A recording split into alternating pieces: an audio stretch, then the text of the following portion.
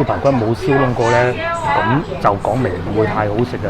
另外仲有嘅咧係佢下邊係有好多麥芽糖啦。你要成扎咁樣擺個飯面度，然之後一嘢抌落個口。同東山口嗰邊嘅洋房街嗰邊比起身咧，東華東路啊呢度大多數都係呢啲五金鋪啊、茶葉鋪啊、家電維修鋪啊咁嘅。話説上次直播嘅時候咧，我都經過外邊嗰條路嘅，我就冇行入嚟。當時咧，我以為元運街啊係一條好闊嘅路嚟嘅，但係諗唔到咧嚟到呢度先見得到啊！原來都幾窄嘅喎，車就〜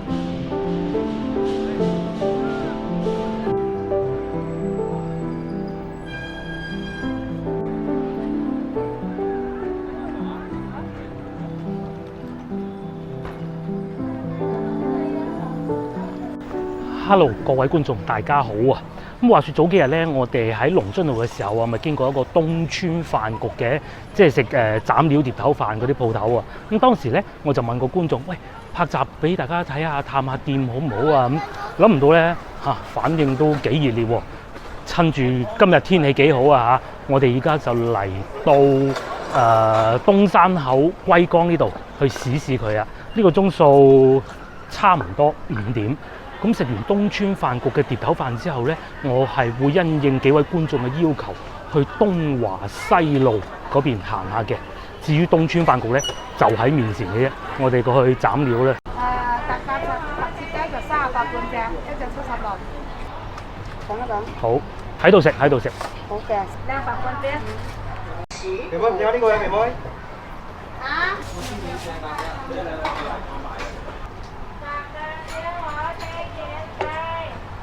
呢個飯咧，我係要咗一個鹽焗手撕雞飯底嘅，咁18蚊一份，再加埋呢個另外加上去嘅燒排骨咧，就加收15蚊嘅。咦，冇羹嘅，我攞去羹先。食飯又點可以冇羹咧？我哋先試嚿燒排骨先啦，睇上去好誘人啊嚇！有睇過我影片都知啦，我係好中意食燒排骨嘅。嗱，呢嚿燒排骨睇上去啊佢呢部分咧係有燒燶過嘅。如果你嗰嚿燒排骨冇燒燶過咧，咁就講明唔會太好食嘅。另外仲有嘅咧係佢下邊係有好多麥芽糖啦。以前咧我成日話呢啲係蜜糖嚟嘅，因為識鬼咩？而家就知道啦，其實係麥芽糖嚟嘅。咁至於雞呢一部分咧，你睇上去品質都幾好㗎啦，又有芝麻啦，而且佢每個手撕雞啊撕得都好靚㗎。試個燒排骨先，輕輕試過一啖仔。呢一個燒排骨咧唔算好肥啊，我食過啲好肥嘅燒排骨嘅。然之後咧，佢嘅麥芽糖調味好，唔會係冚過咗個燒排骨原先嗰種鹹香嘅味道啊。最緊要咧，咬起身係會有卜卜脆啊，咬完之後喺個嘴裏邊咬緊嘅時候咧，都會卜卜脆，實在過癮啊！食燒排骨就可以咁嘅。成件咬出嚟啊！而且咧，大家再睇下，師傅手工好啊，每嚿都係有骨啦、有肉嘅，又唔會斬到話有啲咧就咁大嚿，有啲咧咁細嚿啊！師傅好手勢，即係師傅斬料。個燒排骨咧，啱開始食嗰陣，有一種感覺好似牛肉乾㗎。咁啊，先品嚐到嘅就係甜口啦，因為麥芽糖啊嘛。食到後邊就係嗰種好鹹香嘅味道啊，好複合嗰種香味。咁啊鹹你點咧？整啖白飯咯。接落嚟試下手撕雞啦。嗱，手撕雞咧我係咁食嘅。你要成扎咁樣擺個飯面度，然之後一嘢抌落個口。嗱，啱先試過一嚿手撕雞啊。佢係咁嘅。我自己咧就好奇怪，我係好中意食好腍嗰啲雞，其實係唔靚啊嗰啲雞。呢個咧唔腍，有雞味，而且一食落口咧，大家睇下呢度係咪有好多芝麻？係有一種芝麻嘅香味，同埋佢係有落到麻油嘅。反而鹹香咧就唔算話好濃啊，因為佢係講係鹽焗雞嚟嘅，鹹香唔算太濃。至於雞皮呢部分咧，我試再講。嗱，雞皮啊連雞肉咧，我就試過啦。除咗剛才講嗰啲鹹香啊、鹽焗粉味之外咧，佢雞皮係好滑㗎，大家再睇睇啊。其實佢皮下脂肪唔算太多，即係唔係我老婆成日講嗰種肉肥雞咧，即使最肥咧都係呢嚿魚嘅啫。而且咧呢嚿係皮比較多，應該係雞除嗰部分嚟嘅，即係雞翼啦嚇。好多街坊咧都係趁住呢個鐘數過嚟食嘅。其實我知道咧，如果係非繁忙時段咧，價格會更平嘅。連皮食嗰個狀態咧，先至係食手撕雞嘅精髓啊！因為咧佢係會好滑㗎，因為有雞皮啊嘛，係咪？食落口咧好舒服，一啖咁啊吞咗落口㗎。呢個咧就係我哋中意食手撕雞嘅原因啦。不過相比之下咧，嗱呢一碟飯啊嚇，我更喜歡佢哋嗰個燒排骨啊，幾靚。有時候咧，我好怕嗰啲燒排骨啊，好厚嗰種嘅。即使話咧，你食落去咧，咬到後段咧，好似係咬緊一嚿排骨或者一嚿淨肉咁咯。而我認為燒排骨最靚咧，應該就係呢種狀態，骨佔半數以上嘅，差唔多6啦，肉就只佔4嘅啫。呢個狀態就最好，而且一定要夠肥嘅。如果唔係咧，呢部分點會燶啊？係嘛？飯嚟啊，打波啊！啊，好滑幾好嘅，你都打飯先啊！嚇？我一間打飯先啊！啊！呢度26個半，打飯至23個。啊，你講清楚先。收钱包到账，下一站点西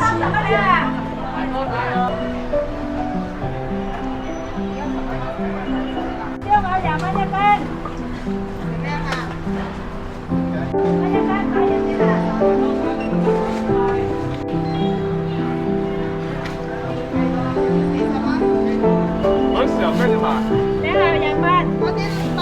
Hello， 我哋又食飽啦，大家睇上去覺得點咧？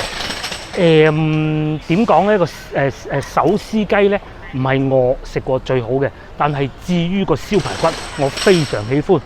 對上一次食到咁靚燒排骨，應該係喺沙苑市場啊買到嗰個死唔記得嗰間鋪頭叫咩名啊？當時咪同個老婆喺街邊食嘅，好過癮。有嗰種狀態啦，但係咧，如果我嚟得再早少少，因為佢哋3點鐘送貨，送到嚟啦，熱啲就會更好啦。咁啊，唯一一個遺憾就係佢哋冇一個地方可以熱住啲叉燒啦。如果有埋就更妙，同埋佢哋咧嘅定位係好準嘅。譬如話喺呢啲社區裏邊，佢哋就會到差唔多5點半到啦，就開始做特價噶啦。咁特價即是話嗰啲斬料啊，8折各種都會有嘅。咁至於喺寫字樓下邊嗰啲咧，過咗晏晝，譬如話1點鐘啦，咁佢哋就會再平啲啊嗰啲飯盒。咁啊，我自己咧就唔到時間啦，冇辦法喺佢哋最特價嘅時段嚟，好似貴咗少少咁，但係有咁嘅品質，我覺得嗰個燒排骨我係最中意嘅。接落嚟呢一部分係因應觀眾嘅要求，我哋過嚟呢邊行下，會行幾個地方嘅。第一個呢，就係我哋而家所在嘅位置啦，東華東路啊。咁啊話說咧，東華路將佢分成咗東華東同埋東華西。原來呢，喺文化大革命嗰陣啊，呢度曾經改個名叫做延安路嘅。咁另外呢，亦都係同一位觀眾啊，佢要求呢，我哋去揾一個叫做四聖街嘅地方。咁啊，我上網查過啦，原來仲有喎，但係而家就好似唔係叫四聖街，叫四聖街社區嘅，全部都係呢條路嘅啫。帶大家慢慢行下。咁既然剛才提起延安路啦，又同大家講下延安路歷史啊。如果唔係呢位觀眾講起呢，我都唔會去揾延安路呢3個字係有咩歷史啊。咁話說呢，1966年啊，文化大革命期間啊，咁啊認為而家呢條路係一啲舊名嚟嘅，咁啊唔好，就要改咗佢啦。咁咧就將文明路嗰邊咧叫延安2路，然之後一路往東去到東華西嗰邊咧叫延安3路，而我而家所位置東華東路咧就叫做延安4路啦。同東山口嗰邊嘅洋房街嗰邊比起身咧，東華東路啊呢度大多數都係呢啲五金鋪啊、茶葉鋪啊、家電維修鋪啊咁嘅。咁但係咧，因為呢啲騎樓咧近年重新翻新過啊，所以咧就多咗好多新嘅鋪頭。譬如話啱先我哋見到對面馬路嘅咖啡店啦，嗰啲後生仔就坐喺門口飲咖啡啦。咁既然係一條好長嘅騎樓街啊，你睇下上邊嗰個姨姨仲喺自己嗰個陽台上邊幾大個陽台喺度種花。至於面前呢啲呢，就係我啱先講過嗰啲新起嘅鋪頭啦，呢個都係賣花嘅。咁不單如此喎，仲有呢個應該好似係新開嘅東華東路602號啊。食小龍蝦同埋生蠔咯。咁如果講起東華東路啊，有咩好嘢食？我認為呢最出名係有兩間嘅。第一個就係啱先我哋經過比較接近東山口嘅芬芳甜品啦。另外仲有呢一間啊，當然呢個唔係佢哋創始店嚟嘅，係搬過嚟嘅啫。就係呢個恩寧劉福記啊，專注傳統雲吞麵，始創於40年代。嗱，喺度睄埋佢，裏邊裝修都幾別緻喎。咁同埋咧都幾多後生仔喺度食嘅，但係店鋪咧就唔算太大啦。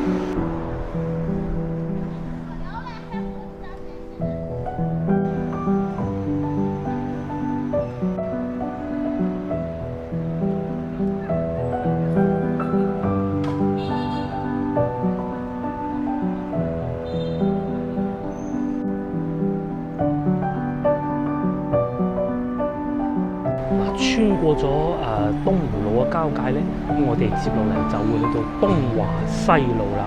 話說呢度咧以前啊唔係屬於越秀區，係屬於東山區嘅。咁啊穿過呢一個路口之後咧，佢嗰啲騎樓屋就越嚟越少啦。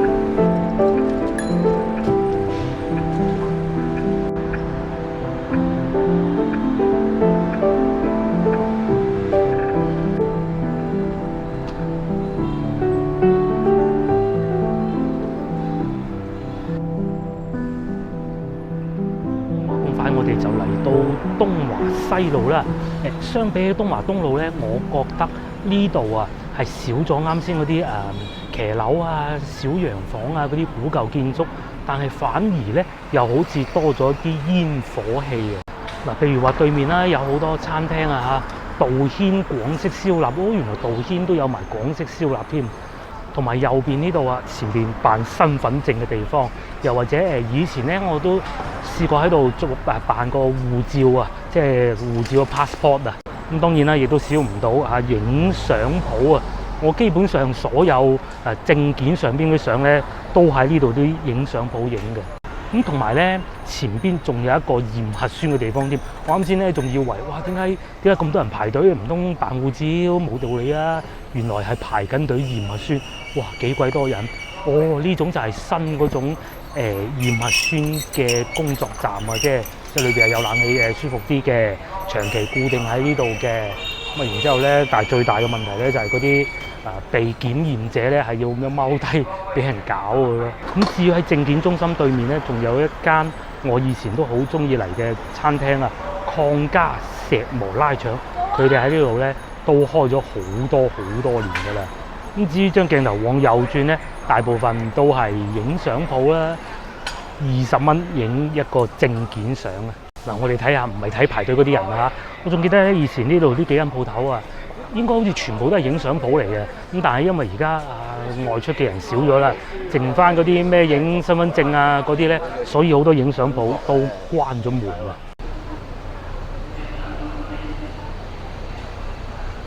嗱，如果你話要我喺東華東路啊揀一啲小食店，有邊啲比較好喎？我覺得呢個係唔錯嘅，又係食碟頭飯嘅。睇下啊，嗱，我哋睇最貴係18蚊啊！豉椒爽肚飯或者豉椒牛飯18蚊啫。不過最平咧係切雞飯，淨係14蚊就有交易噶咯喎。甚至乎旁邊炒飯啊都係均價15蚊。嚟到呢個鐘數咧，好多街坊喺度食嘢喎。而家啱啱好就係6點。咁啱嚟到地產中介鋪啊，我哋又睇下附近樓價。哇！嗰支指喺度，右上角牛乳機310萬，69平方嘅面積。咁啊，均價係44000啊嚇。榮華南啦，榮華南我比較熟嘅210萬，44平方面積，咁啊圍到係47000，但係呢啲咧就舊啲啦。等我睇下有冇新啲啊，新啲最上邊嗰行左邊數過嚟第二個啊，都市晴川應該好似喺東川路嗰邊嘅，243萬43平方。嗱呢啲就貴啲啦，54000啊。嗱甚至乎呢個東川路550萬啊，95平方啊，57000均價，哇貴喎！無他嘅，最主要佢係有東川路小學㗎嘛，學位房特別貴嘅。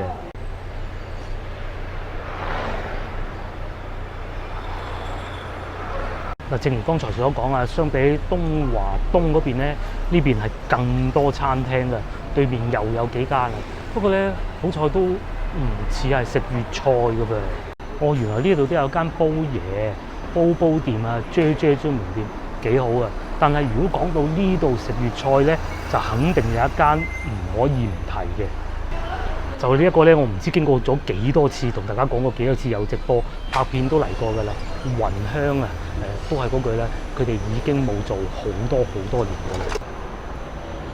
咁至於我面前打橫呢條路咧，就係東川路。東川路我唔行啦，因為上次直播先同大家行過。我哋廢話少講，依家咧就過去四聖街。四聖街咧隔離咧亦都有元運街。我仲好記得上一次直播嘅時候咧，經過有觀眾同我講話想我過去睇下嘅。當時咧因為我冇留意屏幕嗰啲大家嘅留言啊，所以就冇細睇。趁住今日咁巧嚟到，又帶大家睇下啦。東川路，哇！前邊仲賣緊泰國榴蓮喎，幾錢啊？19個8銀紙斤，即係20蚊斤啦，係連殼嘅。哇！咁快咧，我哋就嚟到影片最後一個環節，就係元運街同埋四聖街啦。喺前邊往右轉咧，就係元運街，咁啊轉翻出去左邊咧，就係東川路啦。至於鏡頭正前方就會去到海印嗰個方向嘅，我哋往右轉。哇！呢度呢啲屋咧，睇上去都有段歷史喎嚇。話說上次直播嘅時候咧，我都經過外邊嗰條路嘅，我就冇行入嚟。當時咧，我以為元運街係一條好闊嘅路嚟嘅，但係諗唔到咧，嚟到呢度先見得到嚇，原來都幾窄嘅喎，車就應該入唔到㗎啦。咁但係咧，嗱呢啲老社區有個好處咧，就係舊屋特別多，亦都唔係太高。咁但係咧，有啲都整咗加裝電梯嘅。咁至於呢度起得咁靚又綠瓦又紅磚係咩地方咧？大家估唔估到？其實我都估唔到，我嚟到呢度先知嘅。梗係好明顯係寫住東川路小學，原來就係東川路小學嘅後門啊。不過咧，呢個係男校區，呢個唔係喺東川路上邊嗰個東川路小學，呢個係佢嘅男校區。我哋繼續行元運街。嗱，話就話條路係好窄啫。老實講啊，呢啲咁嘅社區咧，其實佢係好難擴闊到㗎。咁因為兩邊都係居民，好唔通你叫人搬走咩？係嘛？不過見到右邊呢棟屋咧，唔係好高啫喎。嗱，我而家見到1、2、3、4、4層樓嘅啫。就唔同話左手邊見到呢一間咧，似80年代嘅宿舍啊或者屋啦嚇，咁係有8層嘅。咁至於鏡頭正前方呢棟啊仲勁添，好明顯就係近20年新起出嚟嘅屋啦。嗱，元運街如果有唔熟知嘅觀眾咧，同大家再解釋下。喺呢條路往左出翻去咧，就係海悅後街，即係會見到條河涌嗰個地方咧。不過而家河涌咧就整得好靚嘅啦。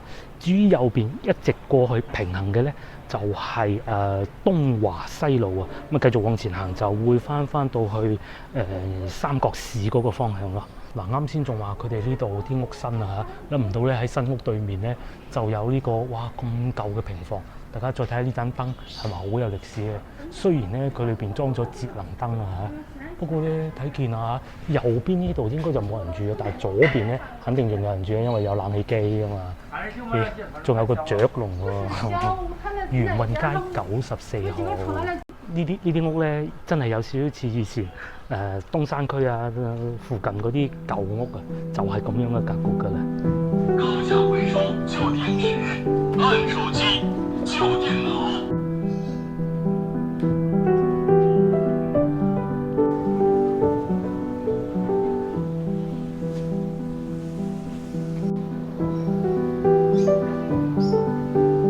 哇！行咗無耐，我啱先仲蕩失路添。呢度叫興仁里啊，俾我感覺咧似去咗芳村。唔知大家覺唔覺得咧？全部都係呢啲點講啊？爛地啊，真係爛地嚟嘅。然之後咧，上邊停咗好多車。變成咗呢一個臨時停車場。至於旁邊呢，都係一啲舊屋，然之後係有人住嘅。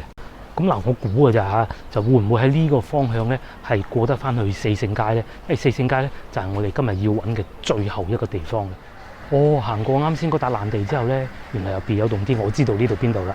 呢度一路穿翻出去呢，就係一心雞啊，好似係一心雞。總之就係食雞嘅，有間鋪頭幾好嘅，紅色招牌嗰度呢。咁至於右邊呢，都係呢種80年代、70、80年代嘅居民樓啦。嚟到呢個鐘數咧，街坊啊開始煮飯啦，所以咧我就聞到好香嘅煮飯味嘅。呢度咧唔似廣州其他地方嗰啲新式社區或者叫做新少少嘅社區咧，好多時候啊啲居民啊都會喺一樓，有啲住喺一樓嘅。咁佢要煮飯噶嘛，個陽台或者廚房咧就對住馬路嘅喎，內街喎，所以咧特別大嗰啲煮飯嘅香味。我啱先咧仲話人哋係一心雞喎，其實唔係，係搞錯咗，係清心雞先至啱啊！咁呢度個地方咧叫暹邊口啊，再嚟喺呢度見到有呢個斬料啊，幾錢啊？18蚊份，雙拼25，咁啊同啱先差唔多啊！我以為西關嗰啲路難揾啦，我喺度揾極都揾唔到四聖社區或者叫四聖街啦。睇手提電話地圖咧，應該係喺前邊嘅。暫時行咗咁耐咧，睇見最舊嗰間屋咧，應該就係面前呢一棟啦。不過咧，呢度唔係四聖街啊，就係啱先所提及嘅暹邊街咯。嗱，冇錯啦，我而家搜索呢個咧剪頭髮呢個地方啊，就係四聖街1號。不過好明顯就喺我前邊嘅啫，應該可能呢度就係喎。等我揾下路牌先。嗱，冇錯啦，就喺呢度啊。四聖街1號啊！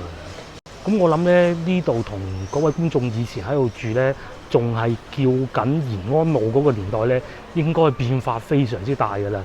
甚至乎睇上去好似呢個舊舊地嘅涼亭咧，可能當時都未必有嘅，因為嗰陣係幾多啊？應該係喺到82年咧嗰度先叫東華西。咁我哋假設就係去到82年啦嚇。82年而家都40年啦。咁而家四聖街呢度全部都係啱啱我哋見過嗰種居民屋啦，跟住仲有一隻狗仔添。咁但係睇見咧呢度嘅居民屋啊，只有前邊呢一棟咧係做咗加裝電梯嘅咋，係咪？呢個就係新加裝嘅電梯嘅。都係石米外牆嘅屋啦。四聖街，我哋喺度行下先，唔知喺度可以穿翻出去邊度嘅啫。每次喺條街度行拍嘢咧，我最中意影呢啲嘅。呢個舊咗啲啊，小區公約啊，建小區環境美，好市民重公益。唔讀落去啦，讀完有排搞啊！暫時睇見啊，唔似啱啱我哋蕩失路嗰部分咧咁多舊嘅平房或者已經被拆除嘅平房嘅。呢度大多數都係啱啱所講嗰啲80年代嘅屋咯。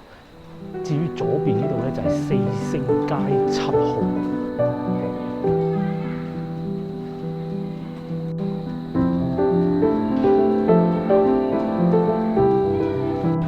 咁啊，四聖街又同大家行啦，唔係一條好長嘅街嘅啫。慣快我哋而家又翻嚟海悦街啦。影片亦都到此為止啦，要定各位觀眾，下集見，拜拜拜拜。